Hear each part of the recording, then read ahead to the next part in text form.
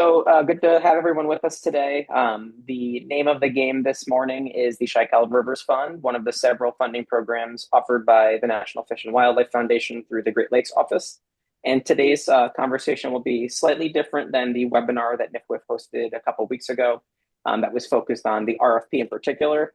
We'll cover the RFP quite a bit here, but we're also hoping to give you a little bit more flavor when it comes to how to craft competitive projects and what the field liaison team, which I was just chatting about, what we can do to provide some type of support for folks as they're preparing applications. We can go to the next slide.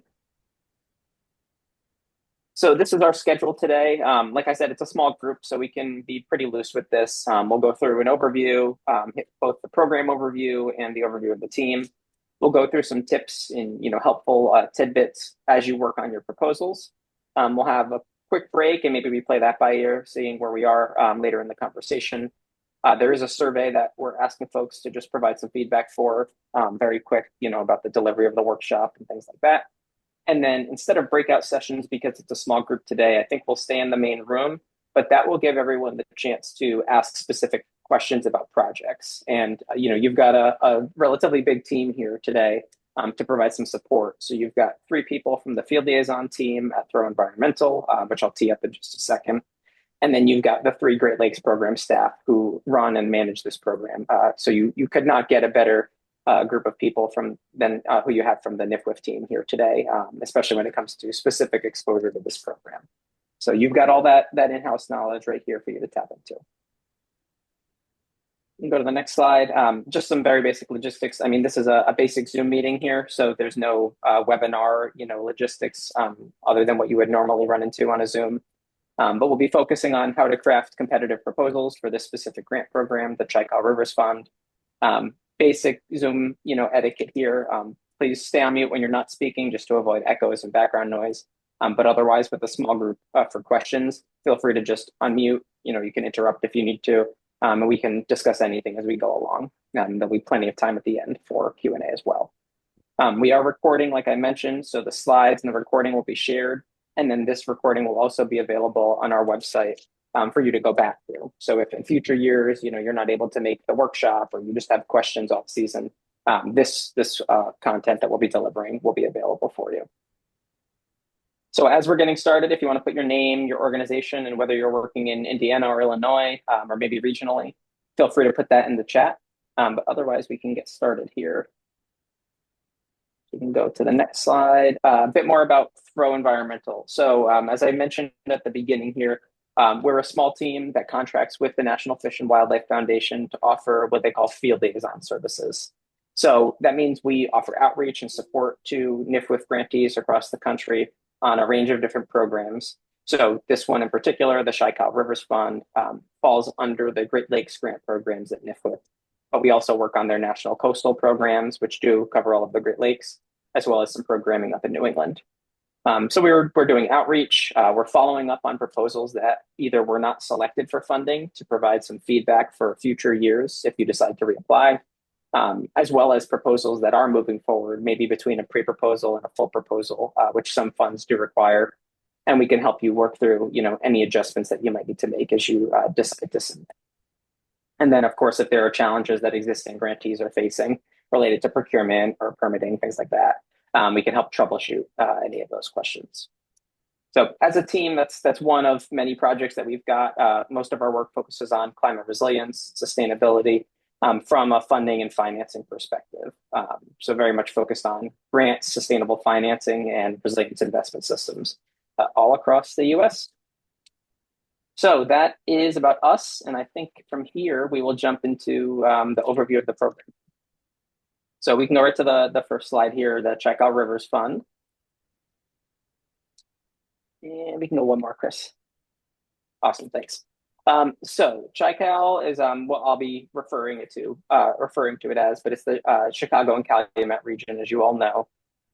So this program is administered by the National Fish and Wildlife Foundation, which is a nonprofit established by the federal government. So there's this nuance here where NFWF is able to capture federal dollars, coming through federal agencies, pass-through funding, as well as private sector contributions, which is great because they can then match those two together and fund a broader range of projects.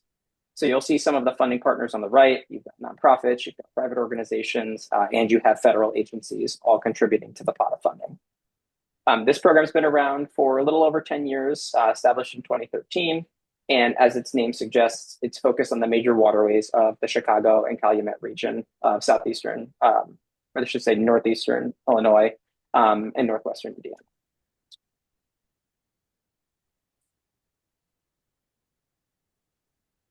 All right, in terms of eligibility here, so we've got pretty much your standard players here. We've got the nonprofit organizations, state, local, and tribal governments, as well as educational institutions.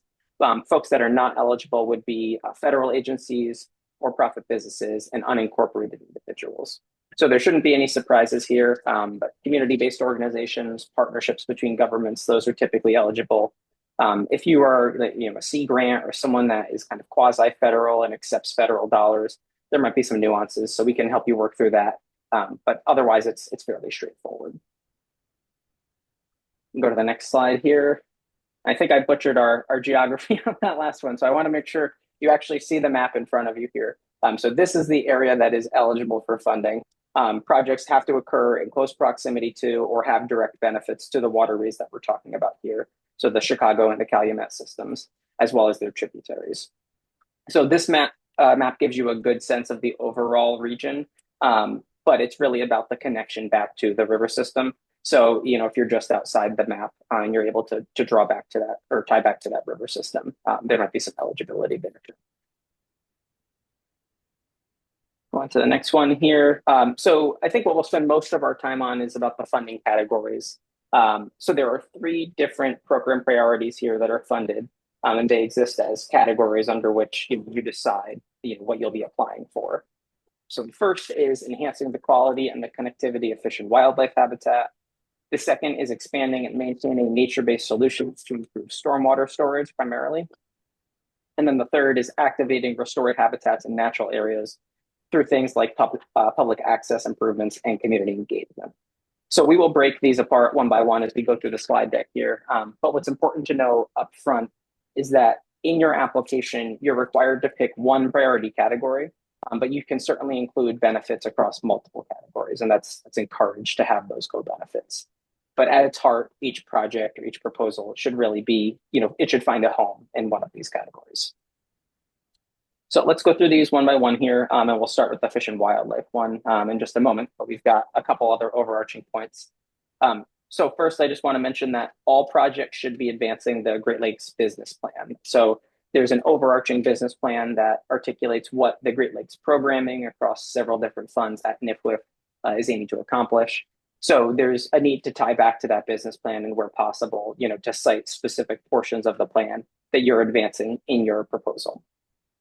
There's also a need to demonstrate the capacity and experience to handle both the scale of the project and the total request amount that you're requesting funds for. So we know, it can be difficult for folks up front to have the capacity to put together grant applications. On the back end, though, NFWF is also considering, do organizations have the capacity to manage those grants? So if there are concerns there, that's something that we can help you think through as field liaisons, what that capacity up front looks like to develop the grant, and after the fact, whether there's capacity in-house or through partnerships to actually carry out the project. The third bullet here, you're required to report accomplishments in terms of metrics. So Sally will talk a bit about that as we go through the presentation, but there are some metrics in the request for proposals that you will see that you'll have to use to track the project success. In terms of operations and management needs, there has to be some consideration of how those needs will be addressed for at least 5 years after project completion. And there is some ability to use grant funds for components of that during the period of performance. So we can talk about that too. And then the questions that everybody asks, how much funding is available and what's the match? So there is no match requirement for this program, but it is strongly encouraged. So if you do have match that you're able to provide, either in cash or even volunteer or staff time, maybe in-kind services, that tends to go a long way, and it tends to make projects more competitive. So I would not be afraid to, start to nickel and dime as you're thinking about, staff time that you're engaging. Maybe you're using meeting space from a partner organization. Maybe you're borrowing equipment from a partner. and all of that can be considered, matched towards your grant.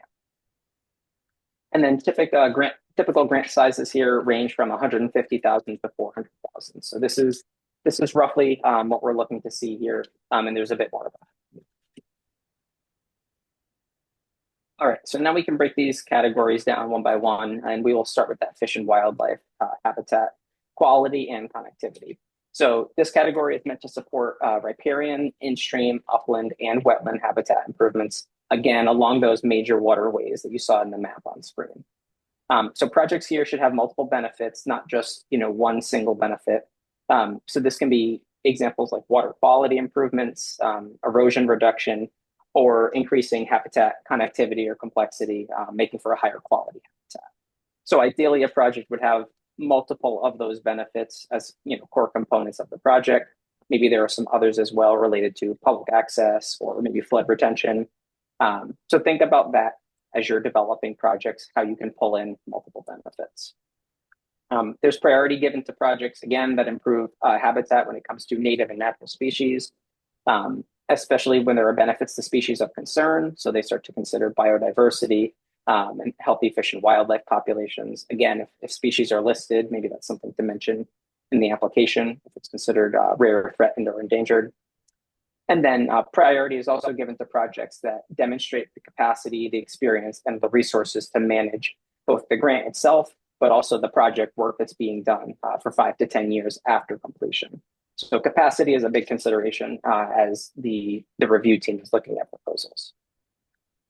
And one piece to mention here regarding invasive species control, we talked about native plantings, but as you're thinking about invasive management and maybe moving invasives, that is eligible as a component of habitat restoration projects, but it should not be the only piece of the project. So invasives control should really come hand in hand with other project activities. And then, you should also consider that in the context of longer term maintenance, over the 5 to 10 year period. So that's our first category here. So fish and wildlife habitat is your, primary benefit. That's the one you'll want to look at. The second one is expanding and maintaining nature-based solutions to improve stormwater storage. So if your project is primarily about flood risk reduction or stormwater capture, this would likely be the category for you. This is mostly meant to address nature-based solutions that improve, again, stormwater storage or flood risk reduction, as opposed to gray infrastructure solutions. So this is where your core benefits would be stormwater capture, maybe on-site treatment and storage, enhancing water quality can come into play here. And then again, flood risk reduction, maybe through reducing runoff. Competitive proposals for this project will focus primarily on installation or maintenance of those nature-based solutions. So there can be some planning and design as part of the grant, but really the focus is meant to be on actually putting those projects on the ground and implementing them. We talked a bit about the core benefits. Some examples I want to highlight include stormwater wetlands, rain gardens, riparian buffers. Again, nature-based solutions that will manage that stormwater on site where possible. And ideally, you'd want to think about the solutions that you're picking based on the amount of stormwater, the quantity of the stormwater that's posing a problem. So you want it to be proportional, putting in rain gardens that address the full extent of the flooding on the site that you're working on. Priority will be given to projects with multiple purposes. So we talked about stormwater storage, but maybe there's also a water quality benefit. We talked about habitat on the last category, or again, maybe benefits to natural areas. So you can see where there's overlap between categories, but you'll really want to select your category based on what the primary benefits are. And then last piece here, as I mentioned, eligible work includes installation, maintenance, or improvement. So on the ground work, you of course can cover some of that planning, but that shouldn't be the main focus.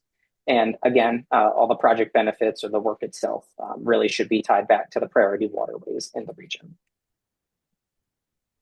So that is our second category. And then our final one here is, there we go, activating restored habitats in natural areas. So this project has a lot, or this category has a lot packed into it here, but it's primarily meant to increase grantee capacity, prioritize multiple benefits, really in the context of stewardship, access to nature, and public access, to green space. So you'll see a lot of that captured on screen, multiple benefits covered here. when it comes to habitat stewardship, it's meant to enhance long-term sustained stewardship over time. And again, that goes hand in hand with actually getting folks out into nature. So some examples of the stewardship components that could be covered here include adaptive management. Again, you've got invasive species control as a component, and then maybe some direct community engagement as well, getting folks out into nature, more familiar with nature, and kind of building that community stewardship over time. Competitive projects, again, will have benefits that link back to other categories in this program. So one example that you see on screen is identifying fish and wildlife species that will benefit. And that kind of harkens back to category 1. Access to nature and public access are big components of this category. So NFWF phrases this as activating restored areas. So what that means is bringing folks or bringing the public into natural areas that have received that restoration. So there's actually active recreation or active engagement with the community. So that can be through strategic direct community engagement. Maybe these are public use and public health. Maybe there's a public engagement campaign, accessibility improvements, active recreational opportunities. We put education in nature on the slide. There's a lot of different ways this can look, but it's really meant to bring folks into spaces that maybe they aren't traditionally, enjoying. And then the last piece really goes back to infrastructure for public access improvements. So this is where it's, again, meant to get folks into nature in more of an activation versus beautification manner. So, getting folks out there as opposed to, the example we give on screen is a boardwalk without a restoration or an engagement component. So you'd really want to make sure that folks are engaged when they're out in nature, they're receiving the benefits of the project that's been restored, as opposed to, putting a boardwalk in without an additional restoration or engagement component that comes along with it. Projects here tend to run 3 years or 3 field seasons, really to increase the long-term trajectory of the project. And they should be of sufficient size, scope, and ecological value to warrant reinvestment over time. So you see some examples on screen of what this might include. Trail construction, again, is a way to get folks outside, but specifically through restored geographies. Nature-based recreation, public access points, again, to get folks out into restored areas, and then infrastructure that enables the use of habitats for public benefit. So that is our last one here. I think we've got one more slide that looks at the RFP, and that is the timeline. So the RFP came out on June 18th. NFWF had their webinar a couple of weeks ago. That's really the formal webinar that the foundation puts on to overview the RFP, and we can put that link in the chat. And then today, of course, is our virtual workshop to actually talk through different project ideas that you all have. And then looking ahead, August 5th is the date that you really need to be setting your sights on. That's when full proposals are due. And then in terms of the review period and awards announcements, the review typically takes place over the late summer into the fall. Decisions are made, and then awards are announced, usually between the Thanksgiving and December holidays. But throughout that entire period, it's recommended that you reach out and engage with our team as the field liaisons. Again, it's free technical support to help you think through project ideas. Whether or not you're pursuing an application this year, we can still think through what would position you well for the next time that you're hoping to submit. So with that, those are the specifics of the program here, but I'm going to tap in Sally, and she will give us a little bit more flavor in terms of what makes for a competitive proposal and what will help your project stand out against the others in the field. All yours, Sally. Okay, thank you, Kyle. So as Kyle said, we're going to move more into the actual proposal writing and how to think about your project in terms of writing a competitive proposal for your project. So here are the components of a strong proposal. You want to be, as you're going through and thinking about how to frame your project, you want to be sure that you're paying attention to all of these things, because put together, they can give you a competitive advantage in terms of having the reviewer understand your project clearly, how it maps to the program goals of the Great Lakes program, and how it's going to lead forward and catalyze additional engagement, attention, and progress in your area going forward in your restoration and engagement goals. So We're going to take a quick look at some of these components and then how you can write them and present your project in a way that's competitive and compelling.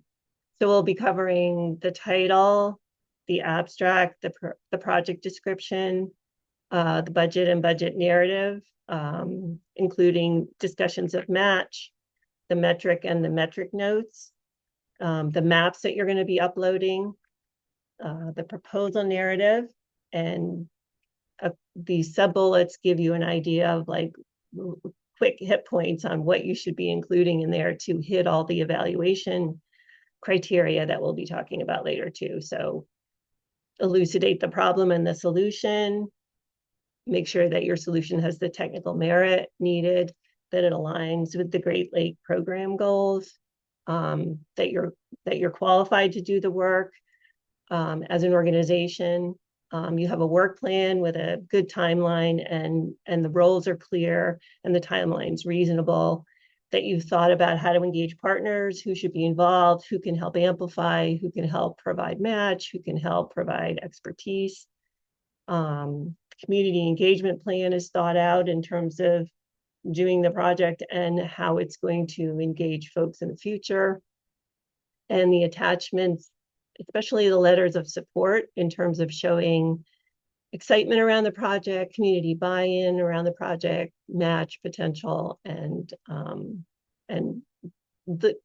really showing the community support and the local support and the need for the project in the area. Next.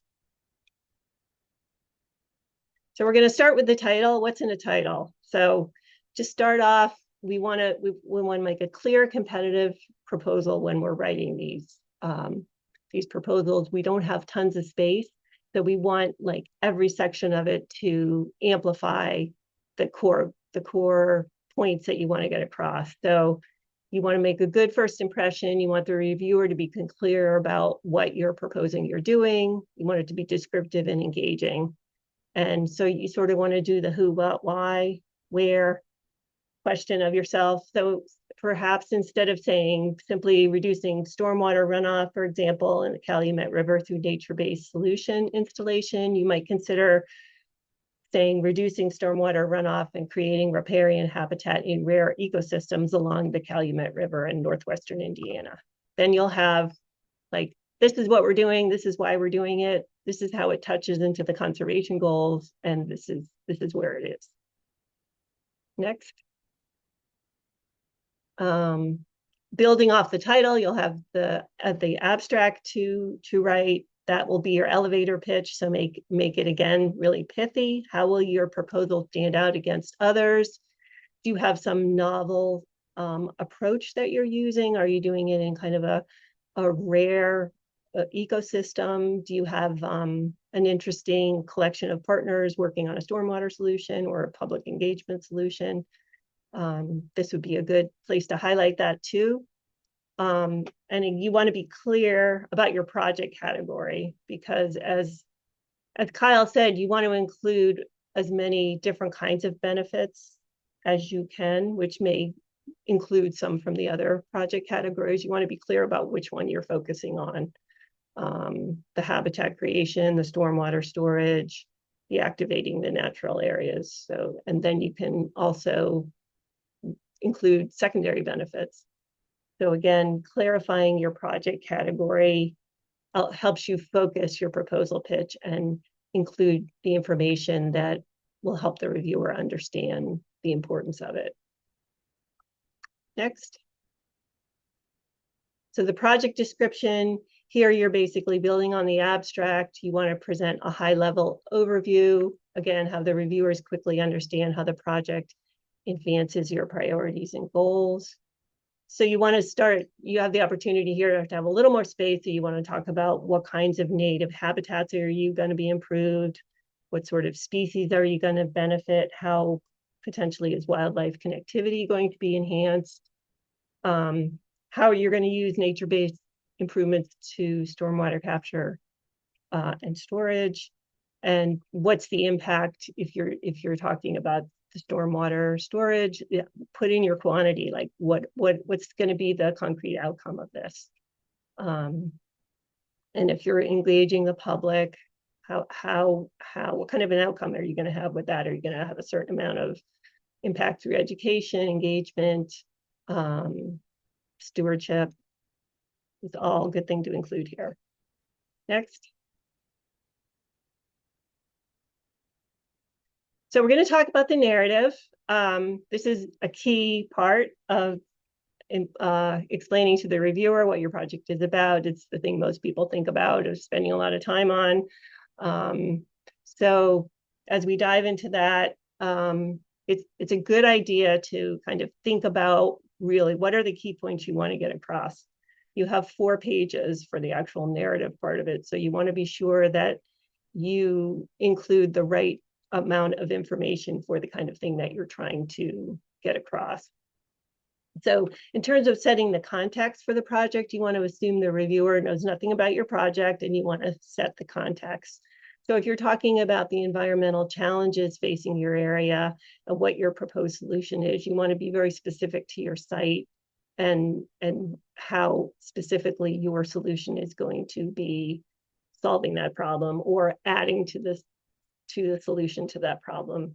You don't need to spend a lot of time talking about the larger regional challenges. The reviewers are going to be familiar with that, but they want to hear about specifically what are the issues in your project area. You want to be sure to lay out those challenges and the solution and how the project advances that solution. Explain how the scale of the solution matches the scale of the problem. So set it into a local or regional context. You can include what other plans and people or organizations are working on that type of solution in the area. That's really helpful too. And that feeds right into the next bullet, which is describe how the project advances federal, state, tribal, regional, or local strategies for conservation, restoration, public engagement. It's really important to hear how this is part of a solution that already has people focusing on it and moving it forward to help catalyze a bigger outcome. Refer back to the related strategies in the Great Lakes Business Plan, as Kyle mentioned earlier. That's key. The project categories are built on that, so you should be able to find some relevant related strategies in there and use relevant metrics, and we'll touch on that a little bit later. Next. Okay, partnership and community impact is really important. How can partners contribute to the success and impact of the project? So you'll be thinking about what partners you can bring in to engage with you and which stakeholders can collaborate. So these can be local community members, community-based organizations, local leaders, nonprofit organizations, educational institutions, state agencies, collaboratives. So you can think outside the box for this. Just you want to make sure that you have different folks that you've brought in that'll help you with your different pieces of it, your technical part of it, your ecological part of it, your outreach part of it. And you also want to consider, land ownership, who's owning the property on it, where you want to do the work, and are they engaged and how might they be involved? And the partnerships that you're developing here are going to be key for the long-term sustainability and success of the project, so that you can tie into local programs and policies that may be ongoing in the area, which is going to help move your restoration and conservation goals forward, and promoting community buy-in and engagement. You could be sparking other complementary type work too going forward. Next. Amplification is a really important part to touch on in your proposal narrative too. So you want to include a strategy for notifying relevant communities and audience about the project before, during, and after completion. So that's something to think about as you're putting together how you're going to manage and communicate the project. Does the project have the potential to catalyze additional efforts where they have not already been broadly deployed? So that's something to think about in terms of tying into local, regional efforts that have been going on, potentially in restoration. There's often a lot of opportunities to scale up projects or make it part of something that's already trying to improve a certain area, project by project. Does the project have transferability, which means can lessons learned be transferred to other communities or be integrated into government programs and policies?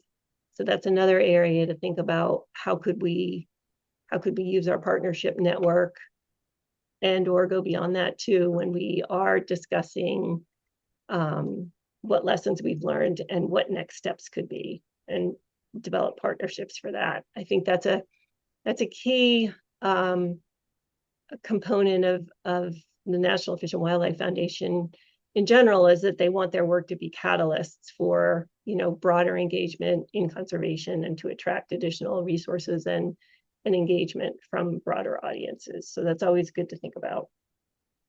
Next.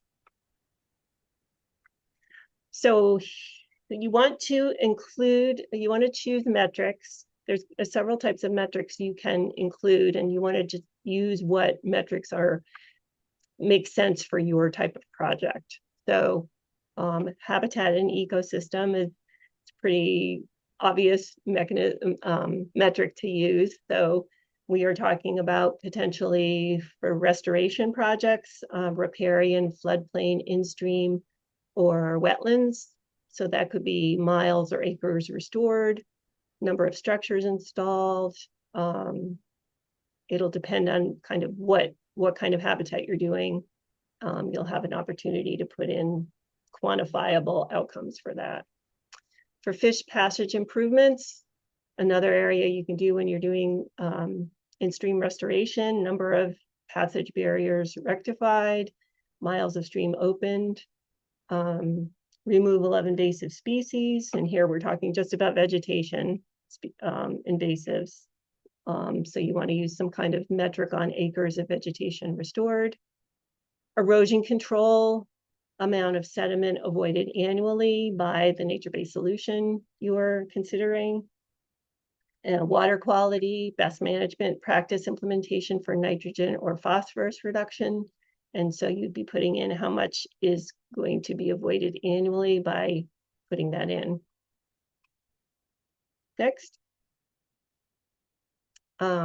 Next category is nature-based infrastructure, focusing here on stormwater storage and capacity. So you want to be sure that you're including volume added annually, and you want to make sure you have a minimum of 100,000 gallons of stormwater storage that you're adding on this type of project. And for other nature-based solution infrastructure, you want to include the total area, perhaps the number of trees planted if you're doing that as part of the solution, miles of trails developed, number of access points developed or improved. And then we have the people and the economic metrics, which are for community and economic, volunteer participation, number of volunteer hours, outreach and technical assistance, number of people you're reaching through your various parts of your project where you were doing education, engagement, or technical assistance, and economic benefits. So are you creating or sustaining jobs with these projects? If so, you want to include that number. Next. Okay, so another important area is you want to be able to evaluate how your project is doing in what you set out to accomplish and how it's going to be maintained going forward. You always want to include a monitoring plan to monitor progress during and after implementation. to track success and to help you adaptively address challenges and opportunities. And you also want to consider beyond the project timeline, the long-term sustainability of the project. How will it be maintained to ensure benefits are achieved and sustained over time? Say you want to make sure that the invasive species are continued to be managed. How is that going to happen? How are the public going to continue to be engaged? What partners are going to step up and do that, and how will that be funded in the future? So you want to think about how that is going to look and how that is going to tie into continuing to build on your success and your outcomes. Next. Just a quick overview of the budget. The budget categories will include salary and benefits, equipment. It's a good idea if you need large equipment for something to be renting it, not outright buying it. It could be an in-kind match also. Contractual services, supplies and materials, travel, direct costs, and indirect costs. And you want to explain as you're filling out your budget in the easy grants about who's doing what and who's responsible for what in the project. So that's understandable when a reviewer reads your proposal and then looks at your budget and they say, oh yes, they were going to do this, they were going to do this community outreach, here's the people that are doing that, or put it in where the match is if it's an organization that's going to do it through match.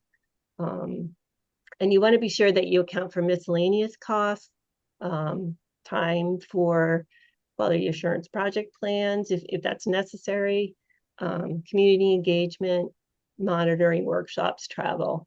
You want to think about all the different types of meetings and decision points you have to have and materials that you're going to need, and make sure that they're all accounted for either through your budget or through match. Next. So this is a little bit of a summary of what I just said. Be sure the budget supports the stories and the action you describe in the narrative. Have you put in everything? And you want to use realistic, relevant, and well-researched costs, because your project will be compared against, current costs of things and what the standard expenses are for that kind of a project category. You want to justify each line item, why it's needed to meet your goals and your metrics. And you want to definitely follow the format and template instructions for the budget and include notes where you're putting in your budget item and it says notes. That's where you can justify your expense or explain how it's going to be used. Next. Touching a little bit more on matching funds. Again, match isn't required, but it's highly encouraged. So match signals many things. Partner commitment is a really strong one. If it's just you and a consultant applying, we don't know how much the local community is going to be interested in this project, willing to carry it forward. So we want to see partner commitment through match is one of the ways you can show that. You could also show it through letters of support. Also cost effectiveness and overall impact. It can show that there is broad buy-in and that it is part of something the state may be doing, the region may be doing, and it's going to be well received and also continue.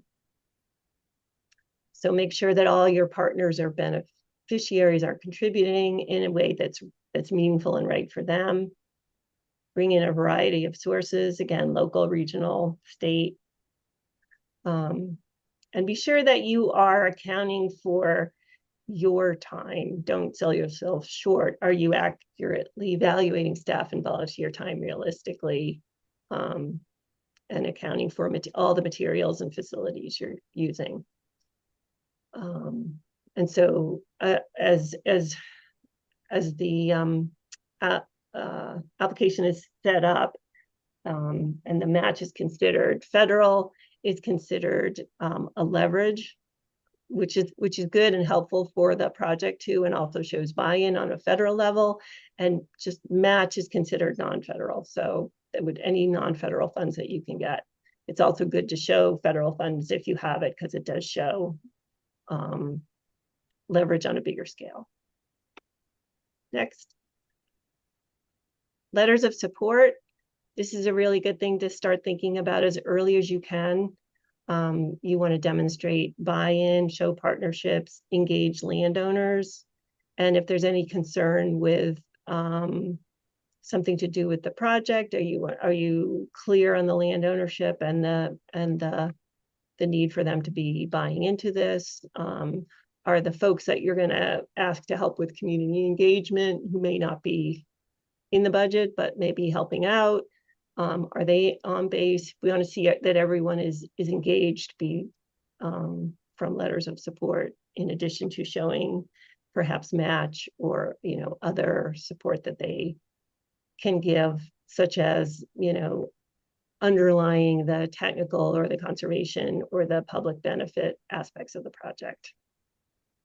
You want to make sure the letters of support are project specific. They're from all relevant parties. They're on letterhead and signed, and make sure they get uploaded. Next.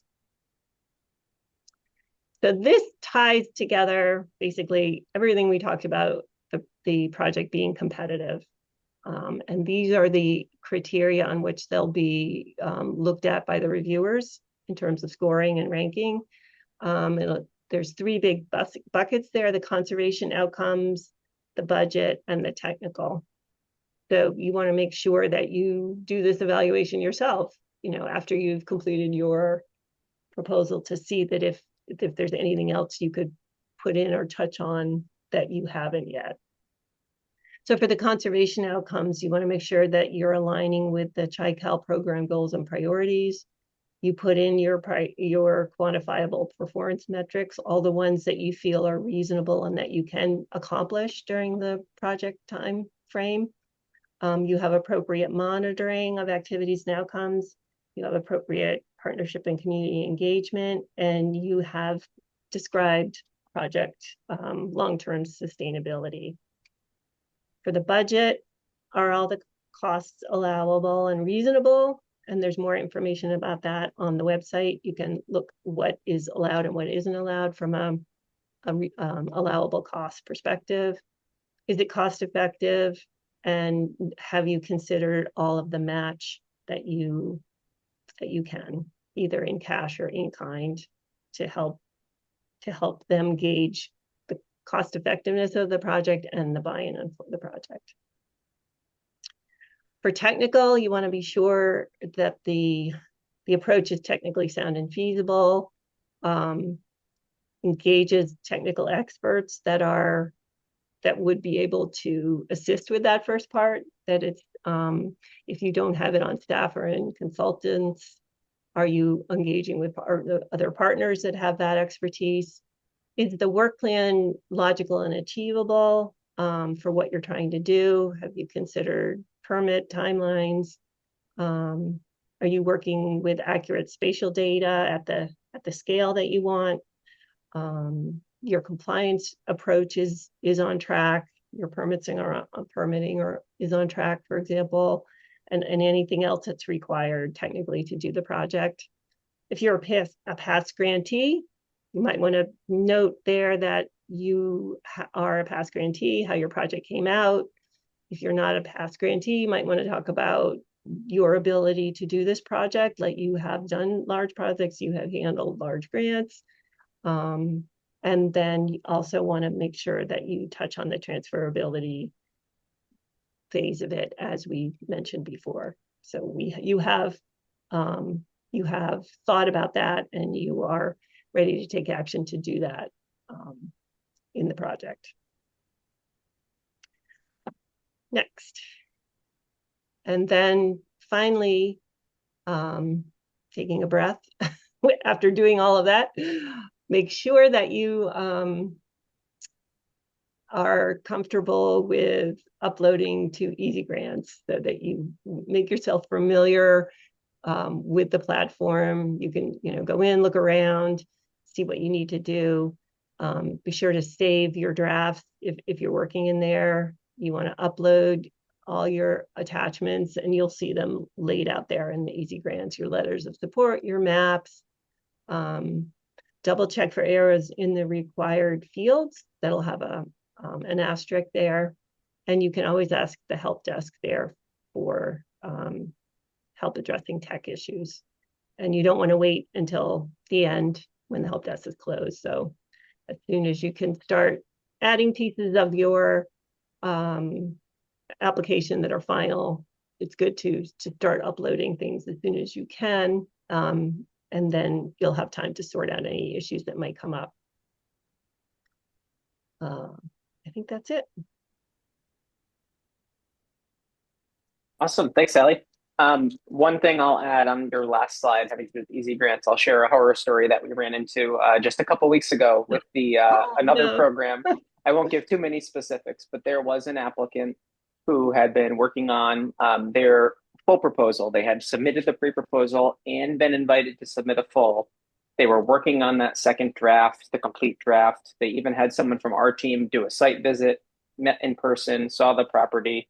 We're putting together a competitive application, and they had Easy Grants challenges. They were ready to submit at like 11:45 p.m. the night it was due, and something went wrong with the system, and it glitched out, and they did not submit in time. And I don't ultimately know what happened with that. I don't want to know. That's too much up in the air for me.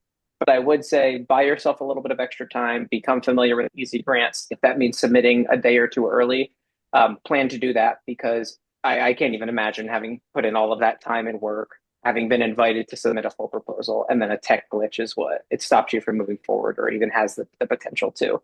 So it's not unheard of. It's not common, but definitely it's something to mitigate for if you've got the option to. So with that, Chris, I'm happy to cover these slides, or you can, however you want to go through the next few. Go ahead, Kyle. Thank you. Okay, all right. So I think since it's a small group, instead of taking a break, why don't we just we'll put the survey link back up towards the end before folks log off. I think maybe what we'll do is run through what the survey will entail quick, open it up for Q&A and discussion, and then while that's happening, I'll put the survey in the chat so that if folks can respond while other people are asking questions or as they're preparing to log off. But why don't we click through these next few slides relatively quickly, and then we will go through our discussion. So like I said, I'll drop this in the chat in just a moment. But this is our survey just to give us a sense of, how this workshop went, what's useful, what's not. We do a lot of these, so I think that's great. We've got several under our belts, but at the same time, it's helpful to have a fresh perspective. So if anything that you heard was especially useful or maybe wasn't very useful, that's good for us to know, because we can rework the workshops however we need to be as useful as possible for applicants. So we'll drop that in the chat in a moment. On the next slide, we'll skip past the breakout rooms. Maybe I'll cover kind of what we were hoping to get done in the breakout rooms, which is a one-on-one discussion of projects that you all have. So once we take the slides down and we open it up for Q&A, we can stay high level and talk about questions in the RFP, what does and doesn't count as match, and what is an eligible project timeline, things like that. Or we can get in the weeds on specific projects that you all are thinking about submitting for. And that would honestly be the best use of our time. I think, if you've got limited time to talk to the folks from NFWF and from the field liaisons, I think that is how you can get the most bang for your buck out of today's workshop. So I'd encourage you to do that. In addition, though, if today is not the right day for that, we've got office hours that we provide as field liaisons. So if you scan this code, this will bring you to Sally's booking page where you can book some time on her calendar to talk through a specific project and any questions that you might have. And then, that would kind of position you to send Sally maybe a draft of your proposal, which she could always look at before the due date. So Sally, I don't know if there's anything else you want to add on this. No, I just highly encourage people to sign up and start talking. I have some people who are starting tomorrow, and I'm really excited about talking to folks. So do sign up for some time to talk. Perfect. All right, and I see we've got someone who already did signups. That's great. All right, so I think we've got one more slide, maybe. Yeah, the contact slide. So this is also Sally's email. If you need to reach out via email to her, you can do that. We have Chris's as well. He's the project manager from like an administrative perspective on this one. So if you've got technical questions, you can always reach out to him directly. But it's a small team on our end. We talk to each other every day. So if you've got questions, reach out to any one of us, and we'll make sure you get to the right person. So with that, why don't we take down the slides here? And we can open it up for questions at this point. Maybe while folks are thinking and the gears are turning, I will see if the folks from NFWF have any comments or anything else that they would like to add to the presentation before we start hearing from folks who are listening in. Thank you all so much for that. I'm Aislinn Gaucher. I'm the Great Lakes Program Director at NFWF. I'm very sorry. My super clingy rescue Great Pyrenees has been flipping out the last couple of days because of fireworks, and so she is taking over my lap. But that said, I am thrilled to have you all here. We are very happy to get into the weeds and discuss anything that you need. Don't hesitate also to reach out to Tracy, Naomi, or myself if you would prefer to talk to someone from NFWF. The Throwe team and NFWF are entirely complementary to one another. There isn't like inside information you're going to get from one or the other. We just intend to support you as best we possibly can as you go through this process. Also, there are some really amazing resources as an applicant online. So if you go to the website, there's a lot of different things that can help you navigate easy grants. For example, there's great guidance about budgets. There's just some areas where things get a little tricky. So please, I encourage you, as soon as you possibly can, get into easy grants, just start. It'll be the best way for you to take a look and see what's going to be required of you. Note that the system will not let you advance if there's like one little tiny thing that's off. So like, for example, one thing we see a lot is like rounding errors with your budget. If there's like a penny off between the amount of money you're requesting and the amount of money in your budget, it's going to show incomplete. And then you're going to be like, huh, why? I've done that. So I just think getting in the system as soon as possible is the best possible idea. And then, yeah, for Kyle's story, there's nothing worse than feeling like you're under the wire, and then our dear friend, the belligerent brontosaurus that is easy grants, fails you, and then you're like, no. So anyway, we're happy to help, but we can't help at midnight. So enjoy that process. But yeah, I think that this is a great year for everyone to, take a big swing at really great ideas. If you think you have something that's, a potential fit for any of the funding categories, my best guidance is just echoing Kyle, really ensure that your project is clearly calibrated towards delivering the primary objectives of that funding category so that we really understand, yes, this is a project that's directly aimed at enhancing habitat. Those secondary and tertiary benefits and on are super important, but let's ensure that we're not distracting from the purpose of your proposal by sort of just throwing it all in and making a pea soup of ideas. SHI-Cal doesn't have infinite resources to award. I wish we did, but clarity of purpose, clarity of impact and outcomes, and a very clearly understandable project plan and timeline are going to be big boons for you in the review process. Tracy, Naomi, Throwe team, anything you want to add before we just do questions? I'd just like to jump in and add on that if you are thinking of the category 3 activating habitat, you definitely want to reach out to NFWF and talk to them about your project, because they tend to be a little more complicated, and it's good to bounce those ideas off them. Unfortunately, Butters is not on the payroll, but you can talk to me if you'd like. Can we get Butters on the payroll? Maybe do you need an intern? That'd be great. Emotional support intern. Yeah, there you go. Butters is your easy grant help desk. So Tracy, Naomi, anything on your end before we open it up? Okay. All right. Well, we have the rest of the time here for questions. So we've got about a half hour, I believe, left.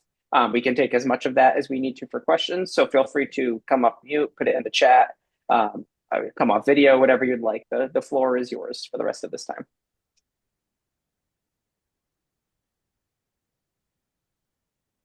Hey, hey guys. Our Matt Gavelik, our assistant town engineer, joined us on the call here, and we're just thinking through a few project ideas.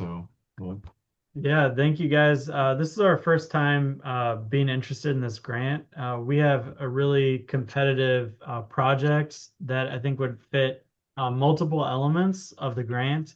One of the questions I have is we would need to do a fair bit of permitting with our Indiana DNR and IDEM. We're in Northwest Indiana, where we have a salmonid stream that's connected to East Arm Little Cal, that's also part of our downtown area. It's already a project we've been working on. We have local funds as well as grant funds, and then this would help us achieve some other elements that we didn't know, hey, we could actually pull this off if we get this grant, and it would be an ideal scenario for us. But there's a fair bit of permitting that would take some time to get through our state permitting on the 401, 403 front with IDEM, as well as DNR construction of floodway and floodplain. So was wondering, if we were to apply and be awarded, would it be able to accommodate maybe a year and a half permitting process for that project? That's a really good Good question. question. Yeah, go ahead, Yeah. Lisa. So, I mean, I really think the answer is it depends, but we understand that permitting is a process that takes forever and that often the timeline is not entirely under your control. On a typical funding cycle, what we're looking for are projects that can begin to be implemented at least within 6 months to a year of when they're awarded. So that might be stretching things a little bit. If you went ahead and started the permitting process and sort of got things going, that is a helpful way to just sort of, maybe tighten that timeline a bit, or at least have that process underway, or to hear feedback from IDEM or the DNR about what issues you might run into. The other thing to note is that there are some funds incorporated in the Chi-Cal program that are federal in origin. And so there may be, for folks, we always just say to plan, there may be additional federal regulatory compliance steps that are required, like NEPA and, SHPO and others. So, anywho, to answer your question, maybe, maybe not. It's just going to Okay. depend, but I would say get started. Mhm. I do think that it would be really helpful when you're considering a full proposal to clearly articulate your timeline, to discuss, sort of what's going to happen when, and ensure that your project is as close to, being able to be implemented within reason, within that 6 months to a year timeframe as possible. And Okay, excellent. and can I ask real quick how long you think the implementation phase would take? Because I think that would help us kind of understand the Yeah. full scope of the timeline. For me, Yeah. yeah, Um, yeah. Ballpark is kind of a big Yeah, so question. yep. So the permit process would be about a year and a half to actually construct it. It could be done in 8 months. And then we'd have a maintenance phase. So Yeah. um, just to briefly explain, we have a floodplain area that conveys a salmonid stream through our downtown area, and it's overrun by invasives in the floodplain. We have a lot of boardwalk, at like a obscene amount of boardwalk that's built in the floodway. It'd be nice Oh. to remove some of the boardwalk. We could clear out and create storage by putting a shelf in the floodplain, plant it with native species that would remove nitrogen and phosphorus as flood waters rise, help clean up the area. We also have a fair bit of tree clearing across the stream that could occur from a floodplain management standpoint. We would want to evaluate that with an environmental scientist because some of that is healthy for the river as well. So, we'd kind of couple that with, but anyway, doing a project that right now we're looking at just doing a few elements of that. Hmm. And that's why we're just getting ready to start the design and permitting phase. But to scope out a larger project that would couple with this fund, if we were to receive it, we'd have to start that now, and the permitting process would be different for that. So I'm trying to gauge the trajectory that we set it at right now. But if we were to do the habitat restoration, obviously we'd want a monitoring phase where the local authorities, us, we would monitor the removal of the invasives and keep up on that over a period of years to make sure that it's, protecting the native species we've planted. Yeah. Yeah, I think that makes sense. I think the major considerations are going to be timeline, as you discussed, and also just ensuring that all of your habitat elements that you're considering are balanced and clearly supportive of resident priority species in addition to water quality. And anytime we're doing tree clearing, I just want to acknowledge that there are some sensitivities, particularly among some entities about that. Just ensuring that there is a balanced footprint with your invasive work and the tree clearing and any additive restoration elements you might be considering, so that we're not investing in public perception and net loss of habitat, if that makes sense. Yeah, absolutely. We would not go for that either. We get you. Yeah, for Yep. sure. Okay.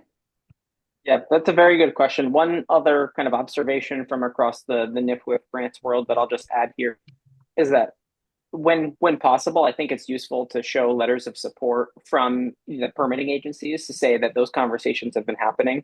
So I don't want to speak for NFWF on this, but I can't imagine that it hurts to show those No. conversations, especially if the timeline's a little tight. You may even convince a couple reviewers that it's doable if you've got those letters from the permitters saying, yep, this is moving, it's rolling along, and timing isn't a huge concern. So just having that relationship and demonstrating it could be of benefit. Agreed. Excellent. Great question. I see we have another one in the chat here. So it is, what kind of scale would be competitive for an activation grant? If we were to engage communities in monitoring and restoring vernal pools, how big of an area would be needed? So I'll open that up. Sally, if you have any thoughts on that, and the NFWF team, if anyone wants to comment on that one. Yeah. Well, vernal pools are cool.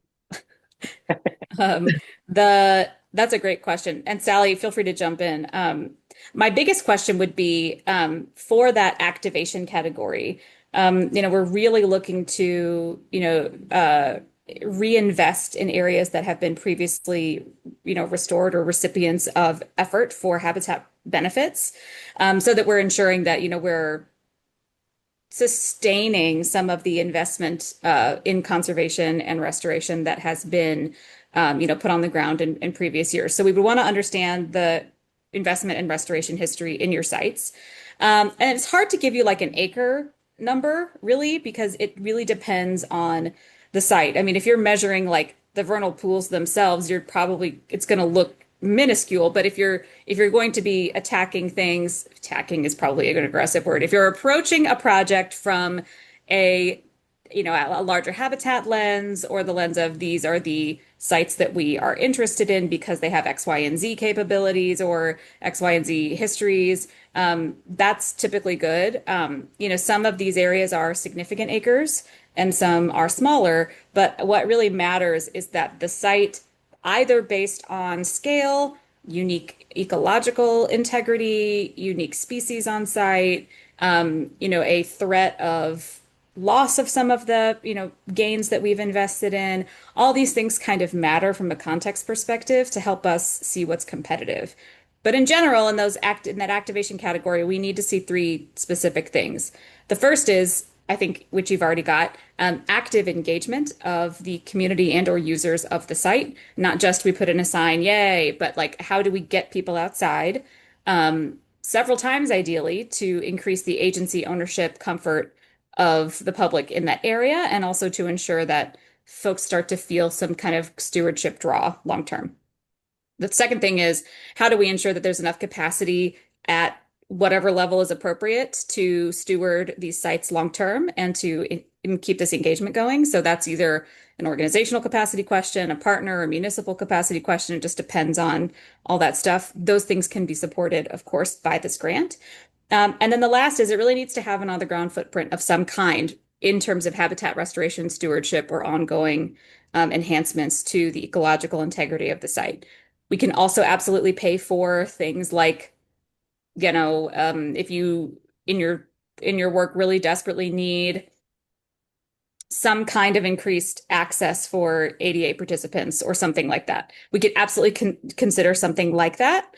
This is not intended to be a supplemental parks budget, right? So we're not interested in investing in things like, maintenance for bathroom facilities or mowing that's just ongoing or things like that. But if there's something that's really a barrier, for folks, or there's an opportunity to put in, a paddlecraft launcher. Who knows? There's lots of things that could be investments that could really significantly enhance the accessibility of the site, but that needs to be a complementary component to the primary activation and the on-the-ground long-term stewardship. So those are the things that I would mention. It's hard to say off the top what is the minimum level of, acres or whatever, but the site just has to have a pull and a case for reinvestment. Sally, did you want to add anything to that? That was such a great answer. So I'll fall back on my conservation biology background in order to say something else. Yeah, I mean, it's hard with vernal pools too, because as we're talking about, this is going to be small, but if you can, if you can like tie into the State Wildlife Action Plan and their priorities around vernal pool conservation and the species they're focusing on, that would help add to your case of making it compelling. Yeah, that's a great point. Another piece I was thinking too is like balancing the scale of the project versus the scale of the benefits or the problems that you're addressing. That's something that I think we always try to encourage applicants to think about, especially with smaller projects. You want to make the case that your project is addressing a concern or providing a benefit. So if like this is a different example, but say you've got, a 15-mile shoreline that's, facing severe flooding and you're only addressing flooding on, 500 feet of it. That isn't really scaled up to the level that would actually make a long-term difference. But maybe if you were working at a bigger scale or if there were different phases, then there could be an argument that's being made. So just think about like how you're framing it in the proposal itself and talking about the scale of the problem and the benefits that you're delivering with the actual footprint of the project. Very good question. Okay, great. I'm coming off mute to thank you all. This is really helpful. Of course, yeah. If you've got others, we can keep going if you have follow-ups to that. I think we're going to talk to you on Thursday, or we set up a meeting already. So, but this will give us stuff to think about until then. Thank you. Perfect. That's great. And if you've got drafts or anything at this point, I know it's still early, but feel free to send those primarily to Sally. She's our point of contact on this, but she can start to read through, even if it's a very rough draft or some bullets, to start to give you some feedback when it comes to wording or framing. Okay. Thank you. No problem. Okay. Other questions? No, thank you. We appreciate it. Of course. Yeah, please feel free to schedule something, Tyler. And I think I heard it was Matt, right? Yep. Yeah. If you guys need support, feel free to reach out. We're happy to put some time on the calendar. Okay. Sure. We got on Sally's calendar for next week, so we'll save everyone's contacts so we have it. Thank you. Perfect. Awesome. Sally, you are a popular lady today. Yeah. Got all these people reaching out. Good stuff. That's good. All right. Well, Nancy, Samantha, and Edith, do you guys have any questions before we start to wrap? Nope, that was really helpful. Thank you. Good. Yes, I actually don't have any questions. A lot of the folks that already asked, one of my top questions was permitting as well. So yeah, on our end, we're also working with the city of Chicago on one of our projects, and so checking in with them. We're seeing that, one of the requirements, having a letter of support would be really great. So definitely going to lean on, those relationships that we've been building through these last 2 years. So thank you all so much for the questions and the answers. Appreciate it. Of course. Yep. And Edith, that raised one thought in my mind that I just want to share. And I don't remember if Sally covered this, but if anyone's working on a project where your organization is not the landowner, definitely letters of support will be important. You're allowed to do that. There's allowed to be partnerships where you're working on other land and getting works done on behalf of others. but you'll need to show demonstrated commitment from the landowner. So that just popped up. But if you have questions about that, feel free to reach out. All right, well, I see lots of thumbs up. If there's no other questions here, we will start to close out. I'm going to put the survey link in the chat here for folks. It's not very long. It should take all of like 3 minutes for you. But that would be really helpful for us just to get a sense of, what parts of this are most useful. If there are parts that are not and you felt like we're overkill or anything, please just let us know. You will receive the survey link, the slides, and the recording in a follow-up email. And other than that, please feel free to reach out if you've got questions. So thank you all. Have a good rest of the day and good luck as you start to work on these proposals. Thank you. Thank you. Thanks, everybody.